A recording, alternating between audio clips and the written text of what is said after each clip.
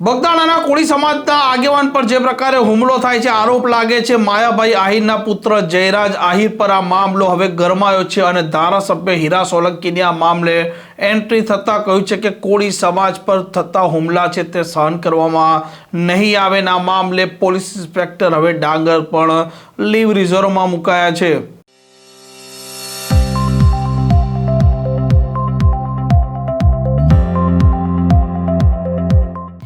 નમસ્કાર, આપ જોઈ રહ્યા છો હોટલાઇન ન્યૂઝ અને હું છું આપની સાથે તોફિક ગાંચી. બગદાણા ધામના મેનેજિંગ ટ્રસ્ટી તરીકે એક વ્યક્તિનું નામ બોલ્યા હતા લોક સાહિત્યકાર માયાભાઈ આહિર, અને તે પણ મુંબઈમાં. અને ત્યાર પછી આ બગદાણા ધામના જે સેવક છે અને ત્યાંના સ્થાનિક આગેવાન છે કોળી સમાજના, તેમણે ફોન કર્યો હતો માયાભાઈ આહિરને અને તેમને જણાવ્યું હતું કે જે વ્યક્તિનું તેમણે નામનો ઉલ્લેખ કર્યો છે એવો કોઈ વ્યક્તિ મેનેજિંગ ડાયરેક્ટર તરીકે બગદાણા ધામમાં નથી. અને ત્યાર પછી માયાભાઈ આહિર માફી માંગે છે અને આ નવનીતભાઈ જે કોળી સમાજના આગેવાન છે તેમનો આરોપ છે કે માયાભાઈ આહિરે માફી માંગી ત્યાર પછી તેમનો પુત્ર છે તેનો ઈગો ઘવાય છે અને તે તેના સાગરીતોને ત્યાં મોકલે છે અને તેમને ફટકારે છે, આવા આરોપ પણ લગાવે છે. અને પોલીસે પણ યોગ્ય કાર્યવાહી નથી કરી. તે મામલે પણ હવે કોળી સમાજના જે આગેવાનો છે તે રોષે ભરાયા છે અને ભારતીય જનતા પાર્ટીના ધારાસભ્ય હીરા સોલંકી પહોંચ્યા છે આજ મહુવામાં, જ્યાં નવનીતભાઈ સારવાર મેળવી રહ્યા છે અને ત્યાં તેમણે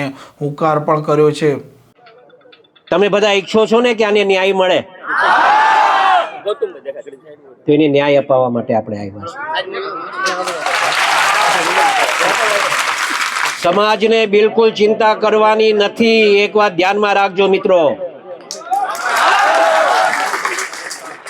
જે ચબરબંધીઓ હશે ને એને સજા અપાવવાની થાય છે મિત્રો. હું નવનીત આપણો આ છોકરો છે ને એના અનુસંધાને હું એને તરફથી એમ કહું છું, તમારો બધાનો આભાર. એક અવાજે તમે બધા ભેગા થઈ ગયા મિત્રો, ને આવું રાખજો. આ મીડિયા વાળાને જરા બાઇટ લેવે ને તો આ લેજો જે હું બોલું છું. હું એટલા માટે અહીંયા આવ્યો છું, સાંભળજો. હું એટલા માટે અહીંયા આવ્યો છું કે ભવિષ્યમાં છે ને કોઈ કોળીનો ચાળો ન કરે ને એવું કરીને જવાનું છે મિત્રો. બહુ કોળી સમાજે સહન કર્યું છે, એક વાત સમજજો. ગુજરાત ભરમાં કોળી જેટલા છે એટલાને વાત કરવા સંદેશો આપવા માંગુ છું ને આમ મીડિયાના મારફતે હું કહેવા માંગુ છું મિત્રો, એક વાત સમજજો તમે બધા. કોળી સમાજ પર અન્યાય બિલકુલ સહન નહીં થાય. નવનીત એક જ એકલો નથી, આખો સમાજ એના હારે છે મિત્રો, એક વાત ધ્યાનમાં રાખજો. આવા જ્યાં જ્યાં બનાવો બનશે ને આ હીરાલાલ સોલંકી આવતી પહેલો ને આ પૂછશે. એ ખાલી દેખાવો કરવા માટે નહીં હો, મારે દેખાવો નથી કરવો, મારે આ ભાષણ બી નહોતું કરવું, પણ સમાજ એટલો મોટો ભેગો થઈ ગયો ને તો કઈ કેવો. મેં આવ્યો ત્યારે કીધું કે આપણે છે ને શાંતિથી આપણે આ પ્રદર્શન કરવાનું છે. જેને ન્યાય અપાવવાનો છે ને ન્યાય અપાવીશું આપણે, એમાં મૂંઝાતા નહીં તમે કોઈ. અગાઉ પણ કીધું છે, આજે પણ કહું છું કે અમે જે કાંઈ છીએ એનો સૌથી મોટો કોકનો ફાળો હોય તો આ સમાજનો ફાળો છે મિત્રો. એ ક્યારે અમે ભૂલશું નહીં.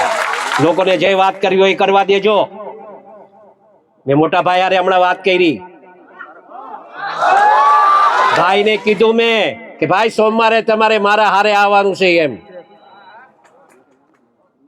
સોમવારે તમને મારા હારે આવવાનું છે. અમે હોમ મિનિસ્ટર સાહેબ પાસે, સીએમ સાહેબ પાસે, અને અહીંયાથી એક માંગણી હમણાં કરતો જાઉં છું.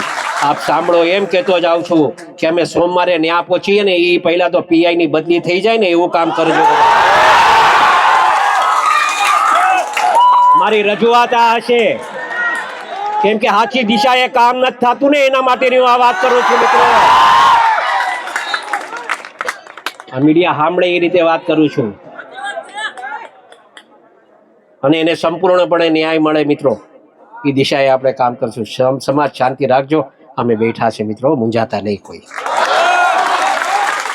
આખો સમાજ તમારા હારે છે. જો આ ગૌતમભાઈ અહીંયા છે, આરસીભાઈ અહીંયા છે, મનુભાઈ અહીંયા છે, પરસોત્તમભાઈ ત્યાં છે, શિવાભાઈ અહીંયા આવ્યા છે. આ બધા હારે જ છે. ત્યાં બધાને લઈ જઈશ, પકડીને લઈ જઈશ. હોય એ મૂંઝાતા નહીં તમે. સમાજનો નો થાય ને એ કોઈનો નહીં. વાતને સમજ્યા? એટલે આપણે એ કામ આપણે પણ સાચું હશે એ કરવાનું થાય છે ને કરશું. આપણે એમાં મૂંઝાતા નહીં. તમે બધા આટલી મોટી સંખ્યામાં અહીંયા ઉપસ્થિત રહ્યા બદલ આપ સૌનો હું નવનીત વતી તમારો બધાનો આભાર માનું છું. એ છોકરો પાછો નીચે આવવા માંગતો હતો, એ કે આટલો મોટો સમાજ ભેગો થયો છે ભાઈ, મારે એમનો આભાર માનવા આવવું છે. મેં કીધું બેટા તારી હાલત એવી છે, તું ન આવ, હું તારા વતી આભાર માની લઈશ. એટલે એના વતી તમારા બધાનો આભાર. પણ એક કહીશ, હંમેશા સમાજનું જ્યારે આવું કંઈક બને ને ત્યારે બધા એકત્રિત રહેજો. કોઈના બીજા કોઈના હાથા ન બનતા, સમાજ હારે રહેજો. એટલું કહેવા આવ્યો છું. અને સમાજ હશે તો અમે છે, અમે છીએ તો સમાજ છે એવું નથી કહેવા આવ્યો. તમે છો તો અમે છીએ મિત્રો. આટલું રાખજો. તમે ખૂબ પ્રેમ આપ્યો છે ને એવી રીતે પ્રેમ મળતો રહે એ જ આશા સાથે હું માનું છું. જય જય કોળી સમાજ. આમ જે પ્રકારે આ બગદાણાના પોલીસ ઇન્સ્પેક્ટર ડાંગર છે તેમણે આ ફરિયાદ લખવામાં અને તપાસમાં ભૂલો કરી છે, તે જ મામલે હાલ તેમને લીવ રિઝર્વમાં મૂકી દેવામાં આવ્યા છે તેવા પ્રાથમિક સમાચાર મળી રહ્યા છે. અને આ મામલો હવે વધારે ઉગ્ર પણ થઈ રહ્યો છે. આ પ્રકારના સમાચાર માટે હોટલાઇન ન્યૂઝની આ ચેનલને લાઇક, શેર અને સબસ્ક્રાઇબ કરવાનું ભૂલતા નહીં. નમસ્કાર. આવા પ્રકારના વિડીયો તમને જોવા ગમતા હોય તો હોટલાઇન ન્યૂઝ ચેનલને લાઇક, શેર અને સબસ્ક્રાઇબ કરો.